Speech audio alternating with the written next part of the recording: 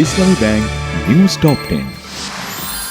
রাখাইনে জাতিসংঘের অধীনে যুদ্ধবিরতি ও মানবিক সহায়তা কার্যক্রম শুরু হলে সে সময় রোহিঙ্গা প্রত্যাবাসনের সূচনা হতে পারে, জানিয়েছেন প্রধান উপদেষ্টার high representative doctor Khalilur Rahman.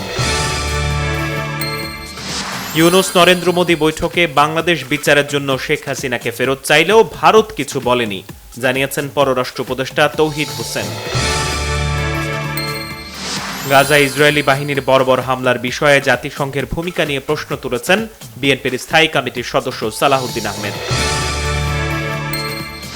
বিক্ষোভের নামে বাটার শোরুম, কেএফসি, পিৎজা হাটে লুটপাট ও ভাঙচুরের ঘটনায় জড়িত সবাইকে গ্রেপ্তার করা হবে, জানিয়েছেন স্বরাষ্ট্র উপদেষ্টা।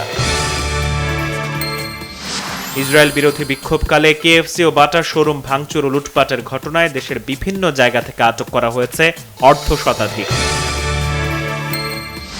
প্রধান উপদেষ্টা ডক্টর মোহাম্মদ ইউনূসের সাথে দক্ষিণ কোরিয়ার বিনিয়োগকারী প্রতিনিধি দলের বৈঠক।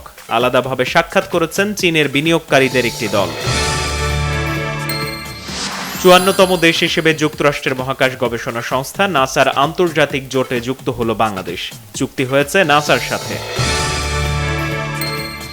ফিলিস্তিনিদের অন্যত্র সরিয়ে গাজা উপত্যকা খালি করা হবে, আবারও বললেন প্রেসিডেন্ট ট্রাম্প। ডমিনিকান রিপাবলিকে নাইট ক্লাবের ছাদ ধসে মৃতের সংখ্যা বেড়ে দাঁড়িয়েছে কমপক্ষে ৭৯ জনে। জিম্বাবুয়ের বিপক্ষে প্রথম টেস্টের দল ঘোষণা করেছে বিসিবি। ২ টেস্টের সিরিজে নেই পেসার তাসকিন আহমেদ।